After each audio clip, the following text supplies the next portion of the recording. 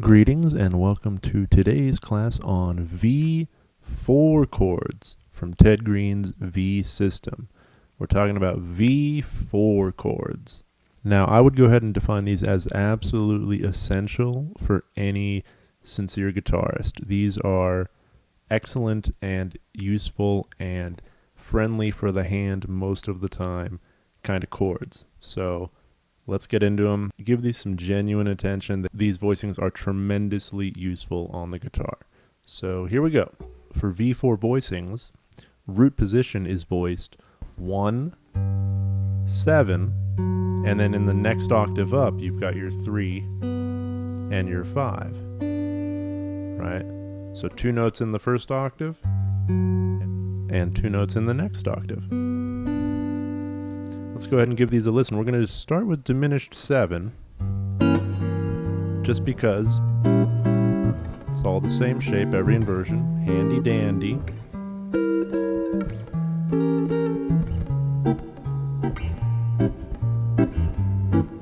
How fun was that, right? Easy too, right? When all the inversions are the same shape, pretty handy dandy. But now, let's go ahead and make it a G minor 7 flat 5 or a G half diminished. 1, 2, 3, and.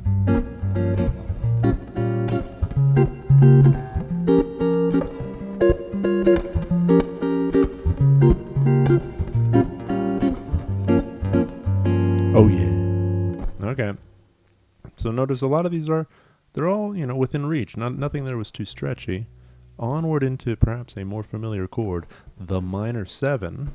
And here's G minor 7, or as some of you might know it, B flat 6 2. 1, 2, 3, and.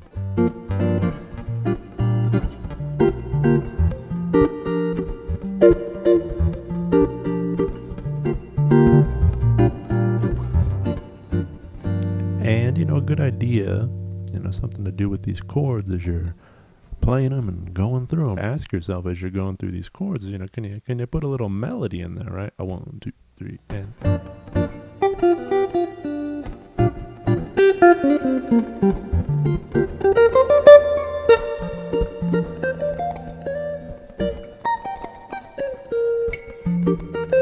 Now I'm just drawing from a minor pentatonic with a little blues in there.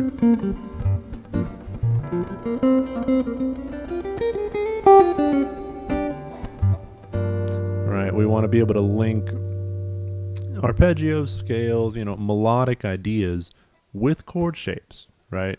Think about what is an arpeggio. It really is the expression of the chord over a period of time, whereas the chord is simply the chord, I guess, vertically in time, instantly, right now. When we arpeggiate,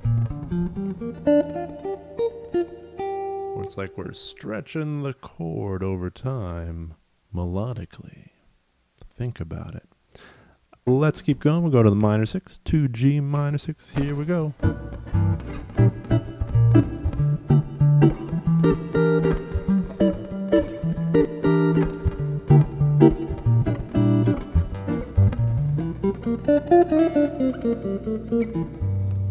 Now the erudite among you may notice that is also, right, a E half diminished, or E minor 7 flat 5. And that earlier, that G half diminished, or that G minor 7 flat 5, that was B flat minor 6. If this means nothing to you, check out another video on 6 chords and all that they are. Now, if you've made it this far through the video, that must mean you have some interest in chords, harmony, improvisation, music theory. If you're really trying to expand your harmonic theory knowledge, and not only expand your knowledge, but use it to make music, to improvise, to compose, to create, to write, click the link in the description below, and let's talk about how we can work together to make that a reality for you. Onward into more chords. Here we go, more chords. Now for minor major 7. Great sound. Spooky.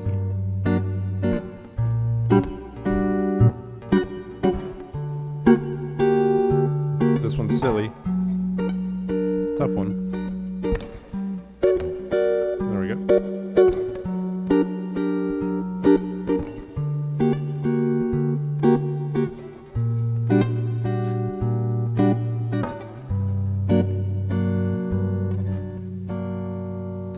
something to try with all of these voicings, right, is notice that the E string, the high E string is left open. So you can ask yourself, are there some embellishments I can add or some extensions that are within reach? Let's try that with the minor major 7, right? I could add the 9 there. Continuing on, could add the 9 again. If I want to get snazzy here, could do something. There I'm adding an 11, right? In this inversion, the 11's right there with the bar. Could add the 5th. Could get weird and add the could add the 6th here. That's a cool sound, right? That's a minor major 13 chord with the 5th in the bass.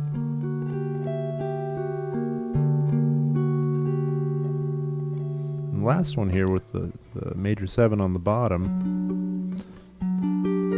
This is hard to get an extension, right? I could get that. It's tough. There it is, right? And I'm just, it's a lot of work to add a 5th in there. And arguably might not be worth it really, but it's there. Perhaps more interesting would be something like this, where I'm restating the major 7 on top.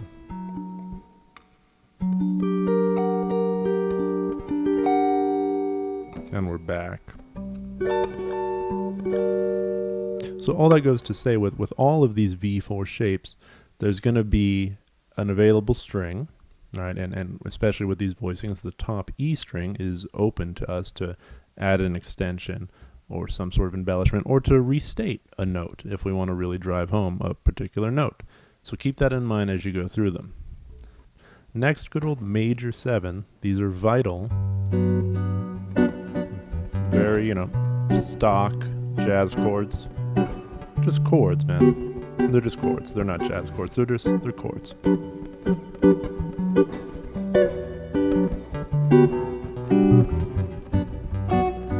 And there's a lot we can do to make this practice more interesting, right? This is sometimes this is an opportunity to bring some attention to the right hand, right? What are you doing rhythmically here?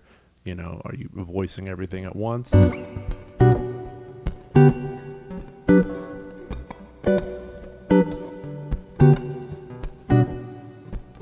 Or perhaps you've got some sort of polyrhythm in the right hand, right? What if you've got to...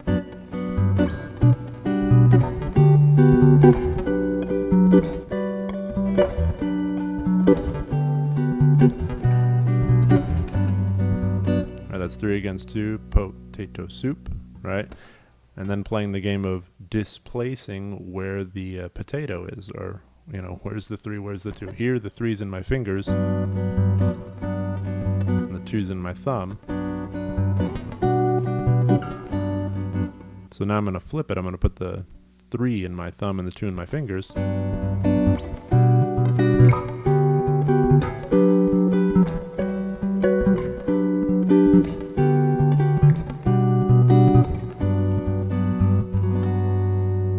Maybe back and forth every time. I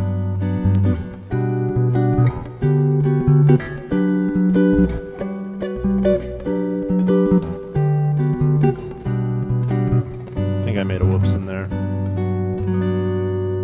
Anyway, just some ideas to spice up the practice of these chords, right? You want to bring a rhythmic dimension to the study of them. Of course, we do need to just get our fingers to listen to us and to get in position, but beyond that, it's important. Bring a sense of rhythm to these things, and if you can't move through them in rhythm, right, then slow down and do some whole notes. 3, 4, and. Not the most, exciting, but when you engage your tempo keeping actively and consciously, you become a better player. Onward into G6, 2, 3, and.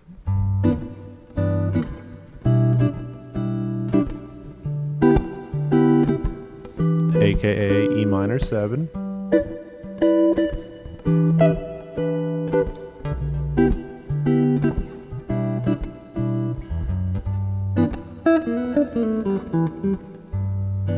G6, good times. Now here comes a more interesting harmony. A G major 7 augmented, right? Or G major 7 sharp 5, 1, 2, 3, and.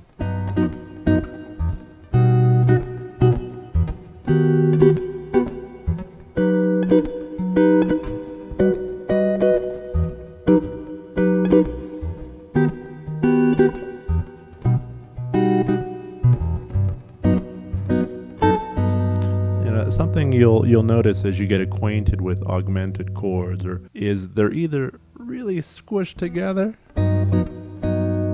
or they're pretty stretched out, right? Most notably in this voicing.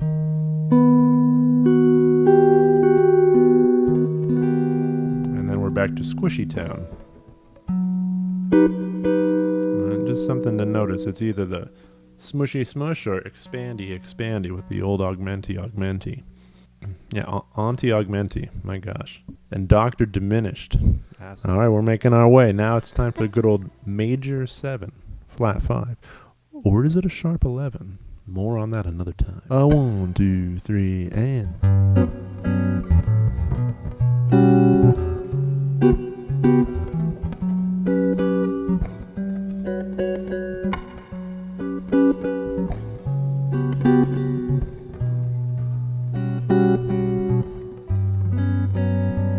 Tricky ones in there, but I love this voicing, this root position.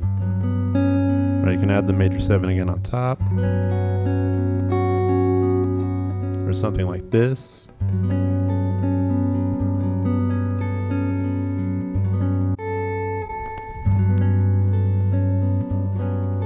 right, but yeah, this is a great sound.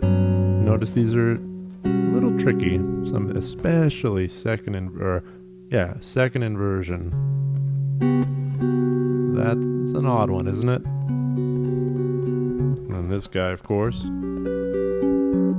as almost a general rule, when the 7 is on the bottom, things are a bit more interesting.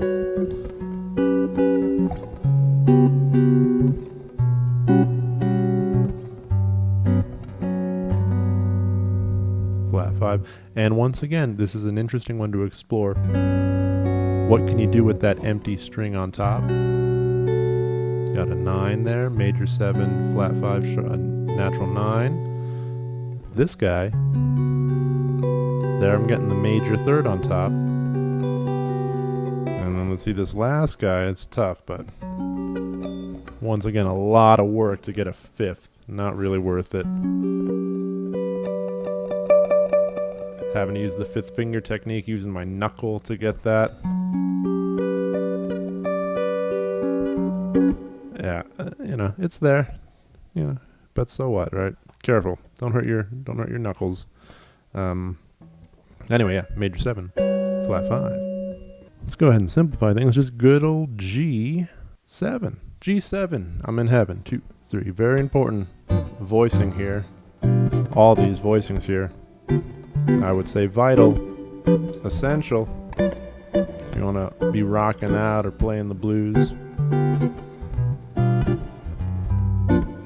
See if you can get an extension.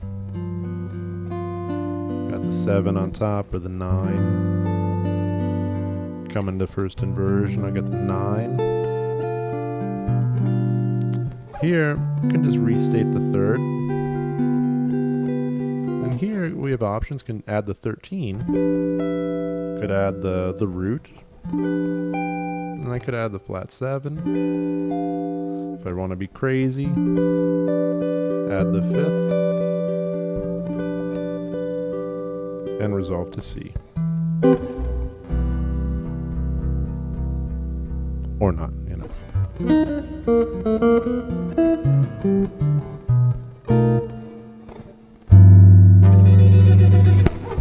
Now, for G7 sharp 5, or is it G7 flat 13? More on that another time. 1, 2, 3, and.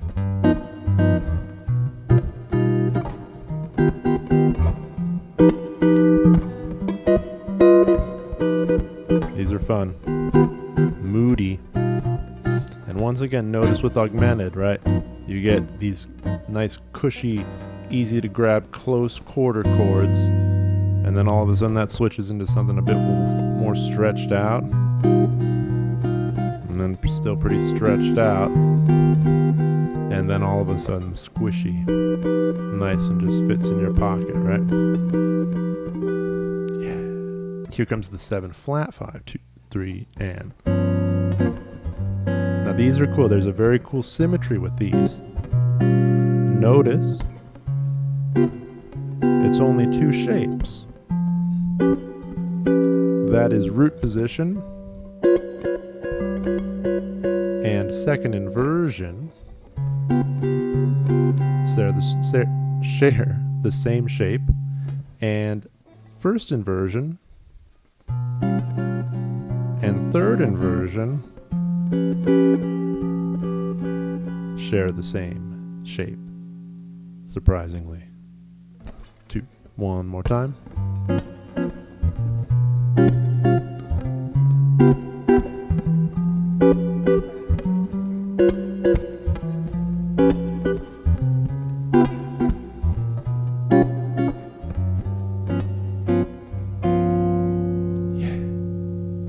So that was quite an array of 4-note chords in the old V-4 situation.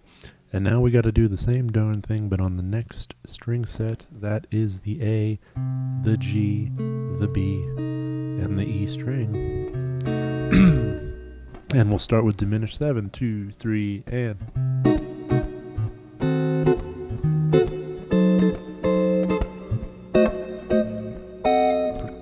Pretty handy dandy.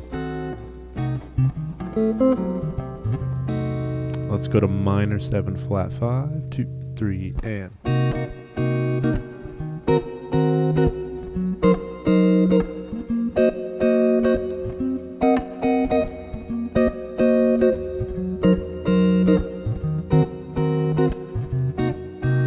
And remember, right, that's also a minor 6 chord. What minor 6 chord is it?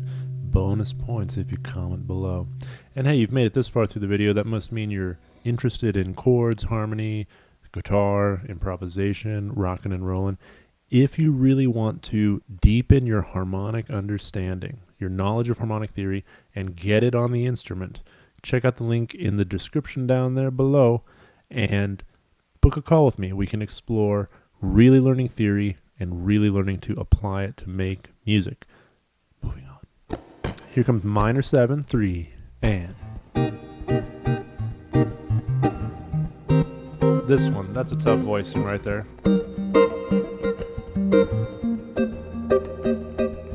And bonus points if you can figure out what 6 chord this is. Right, C minor 7, but what 6 chord is it? It's E flat.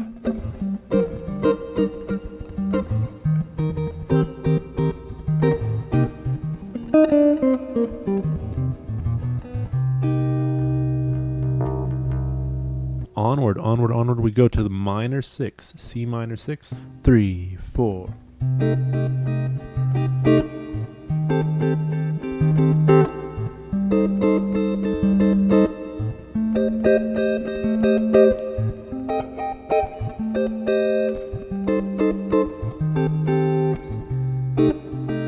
Bonus points if you can identify what minor 7 flat 5 chord is the equivalent of C minor 6.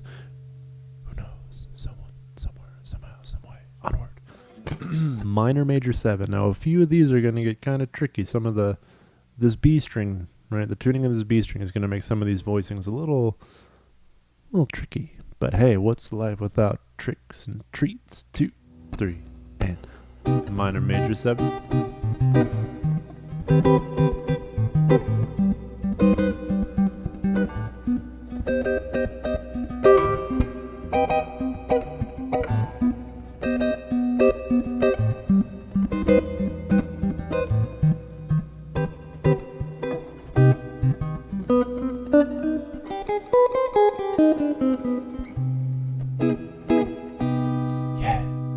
Moving on, where are we going? We're going to good old major 7. Good old major 7. 3, and.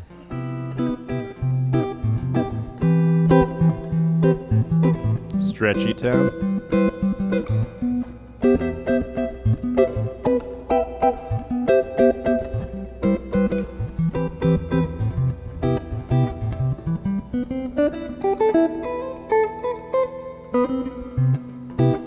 once again, just some advice on how to approach practicing these things, different approaches we can take to really learn these things, right? As you go through the inversions, keep a sense of rhythm, right? 2, 3, 4.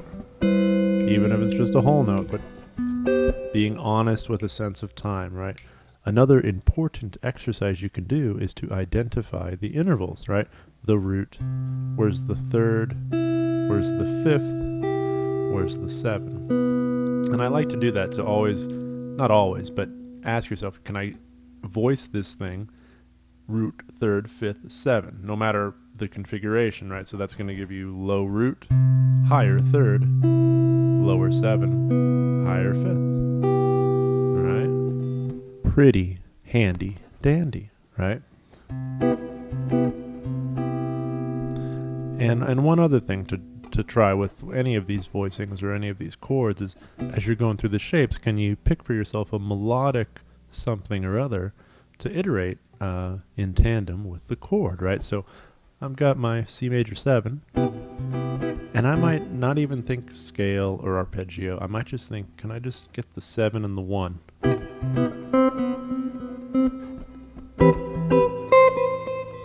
All right. Add a little something there. And.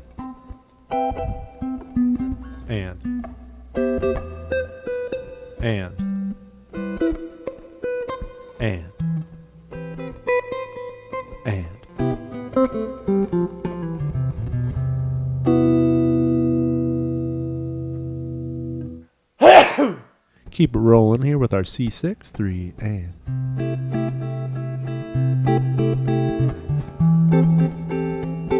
Yeah. A minor 7. But who's keeping track of that? C6.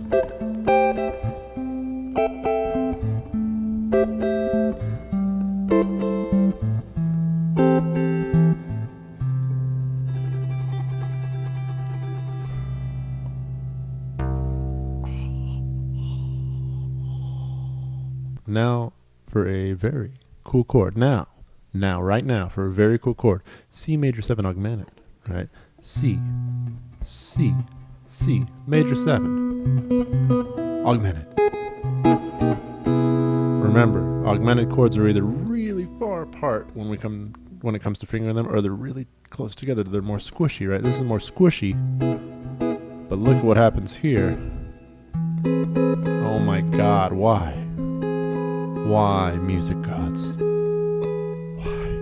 And then this one, I love this one. Oh my lordy lord. And then it's back to Squish Town.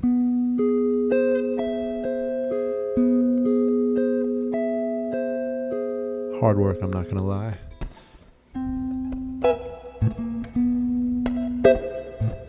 Oh, 3 and.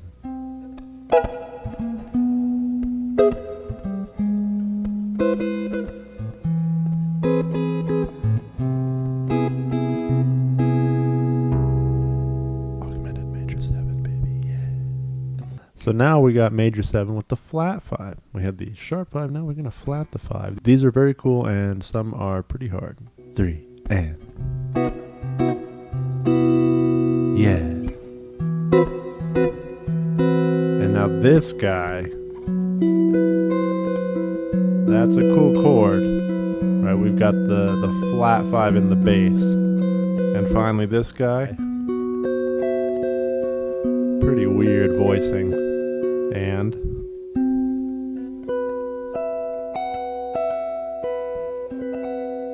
let me try those again. 2, 3, and.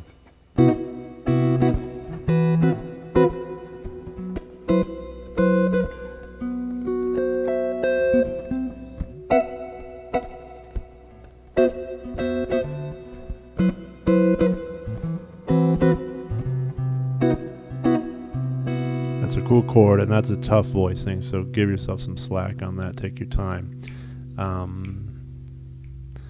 Onward we go into good old C7. Onward into C7, nothing too tricky here. 3 and.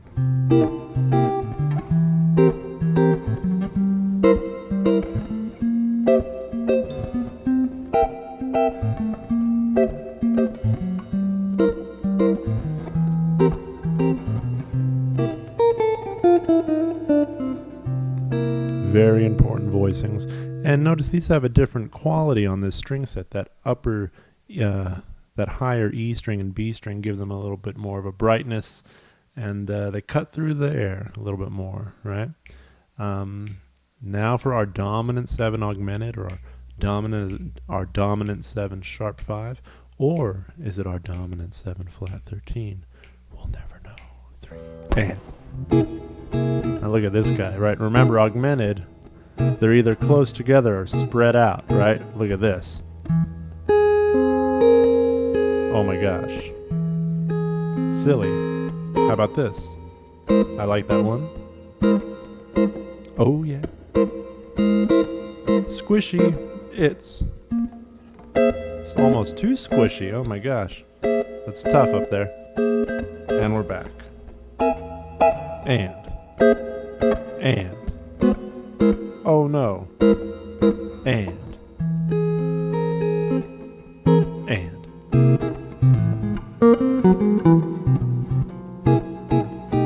Okay, first of all, that first inversion, this thing, that's crazy. This is silly. This is hard. Right, it's feasible, it's doable, but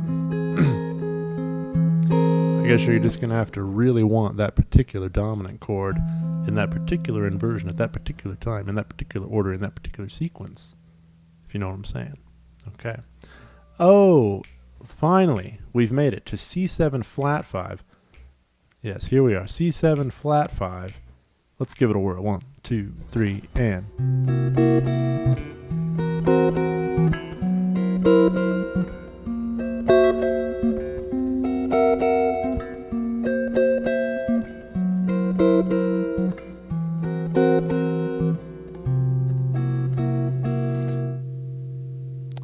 Something in particular when it comes to dominant 7 flat 5 situations is, as I mentioned earlier, that symmetry where the root position shape is the same shape as the second inversion. And the first inversion shape is the same as the third inversion shape. Pretty handy dandy. So that was quite an array of V4 chords, and I hope that was helpful. Hope that showed you a few things. I'm going to just demonstrate some chord progressions that use them now. How about a 2-5-1 that only uses V4 chords? Did I call them V2? Maybe. They're V4, as in very 4, okay? 1, 2, 3, and.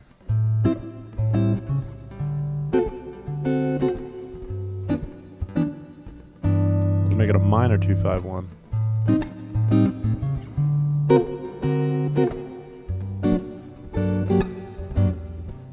Again.